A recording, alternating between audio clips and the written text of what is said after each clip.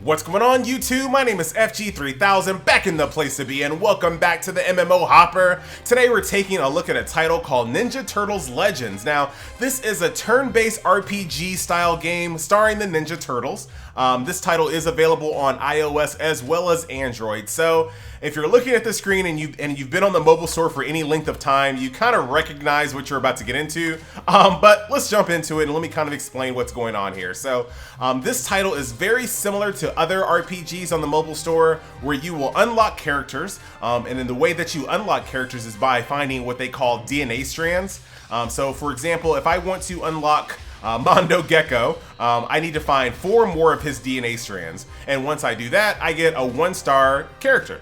If I want to unlock, for example, Raphael here, I need 69 strands of his DNA, and then once I do that, I get a 3-star Raphael. So that's basically how the game works, very similar to other titles that are on the market. Last but not least, if I want to bring Leonardo, for example, from a 2-star to a 3-star, I still need to collect DNA strands as well. So DNA strands are very valuable throughout the entire game when it comes to unlocking characters, and when it comes to making your character stronger, DNA strands will play a big part in that. When it comes to customizing your character, there's not a lot. The progression path is very linear. So if I want to, for example, I have this basic attack here called Hit 'em Hard. It's a tier 3. In order to make it a tier 4, I have to find these items throughout stages. Once I collect all of these items, and I have 300 mutagen, I can click this button and it makes the skill a tier 4 ability. Also, another use for mutagen is leveling up your character as well. So for example, if I want to make Leonardo level 17, I use some mutagen right there and that brings him up to level 17. If I want to go from level 18, or if I want to go from 17 to 18, I need 350 mutagen. Mutagen is a resource that isn't plentiful, but it's not super stingy. So you will be able to do a good amount of gameplay and leveling up with your mutagen that you get throughout the game. So that's not too terrible. But we'll talk more about the actual cash shop and how stingy I think the game is, or maybe it's not stingy, who knows? Stay tuned. But let's jump into combat right now. So there are 2 different modes in the game right now. So there's PvE and then there's PvP. So there's a tournament going on. The higher you rank in this tournament, you can unlock Leonardo from the movie. And that tournament ends in 3 days. So the higher you rank, the more rewards you can get. But for right now, let's focus on combat here. Let's just go to an easy stage so I don't really have to pay attention. So this stage right here cost me 12 pizzas to get in. I have exactly 12 pizzas. What a perfect video, FG. Just like most mobile games, this replenishes over time. It's like a stamina bar. And we'll talk more about how fair the pizza supply is and how much money this game might cost you. But we'll talk about that a little bit later. Let's talk about the actual gameplay here. So 12 pizzas, let's get in here. This lets me know who I'm going up against and I can kind of change my roster here. 12 pizzas, let's go. So, like I said, this is a turn-based RPG style game. Now, the first thing I have to say is that I'm playing this game on an emulator, and the emulator does weird things, but this is the only way I can record, because I'm not gonna record on my cell phone. What am I? What am I? So right now the emulator is not showing the HP bars, but everything else will look it'll look like what you'll see when you turn it on your mobile phone. So let's do some abilities. So first off, I do like the graphic style here, and I like the fact that my ultimate abilities do have a special animation tied to them. Now, I don't need to heal, but I want to show you this anyway. All of the characters' little ultimate abilities have an animation tied to them, so they definitely did try to make the game polished and very stylish. Here goes this guy's basic attack. Everybody has a different mode of combat as well, so they attack the way that you would think they would attack. Let's go. Enemies are very well animated as well. You got this guy just threw a grenade at me. Let's focus on this guy. We'll do a karate chop. So good all the way around. Now there is a ×2 option as well. I'm actually going to turn that off just for a second. Hold on. Here's this guy's ultimate here. So they did a good job as far as, you know, basic graphics and animation quality. You can tell that they actually cared about what they were doing here. Now, like I said, there is a ×2 option, and here's a little bug here. You see that guy's HP bar? That's what it would normally look like, a little bit longer than that, but for whatever reason, Nox doesn't like this game. Now, typically, Nox is probably the best emulator that you can find. It's very lightweight and it plays a bunch of different games, but I would recommend if you want to play this game on your PC, download BlueStacks instead. It works better with BlueStacks. So, but I digress. Let's get back to it. Now, there is a ×2 mode, but for whatever reason, it turns off the sound effects. Now, I don't know if that's an emulator thing or if that's a game thing.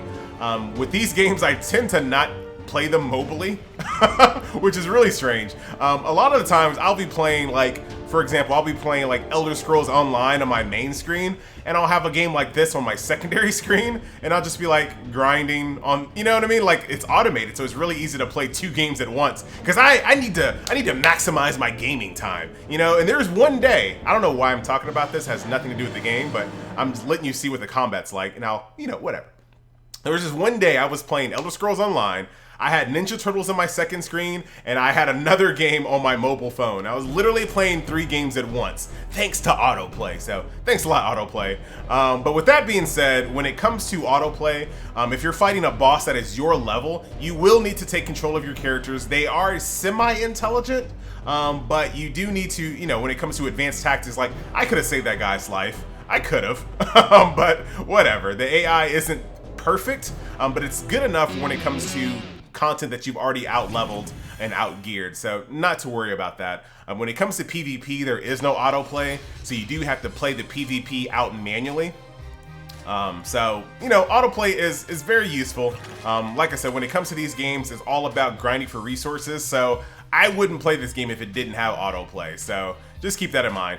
But that's pretty much what combat's like. We've already talked about how to upgrade your characters and flesh out your roster. The last thing I want to talk about is the resources. Yes, the resources. So we know that pizza, aka stamina, is what you need to go through stages. Right now I have no pizza left, so I can't do anything. There's no gameplay left for me. If I want to get 60 more pizzas, it'll cost me 50 bucks.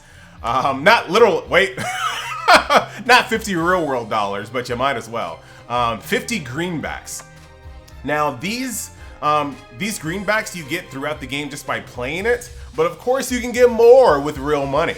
So let's take a look at this, and you can kind of do the math on your own here. So if I want to get 60 stamina, and keep in mind that most of the stages that I play right now cost about 12 stamina a pop. So 60 isn't going to get you a lot of gameplay, but that costs 50 bucks. And if I want to get 50 bucks, it's about $1.99. So you can kind of get an idea of how much it costs to keep your pizza replenished and playing the game. If you want to play this game for a few hours, it's going to cost you. It's really, really hard to play these games for an extended stretch.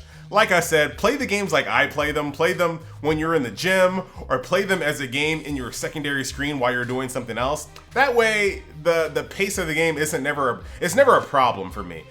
So that's that. One thing I'm not happy with is what they call warp passes.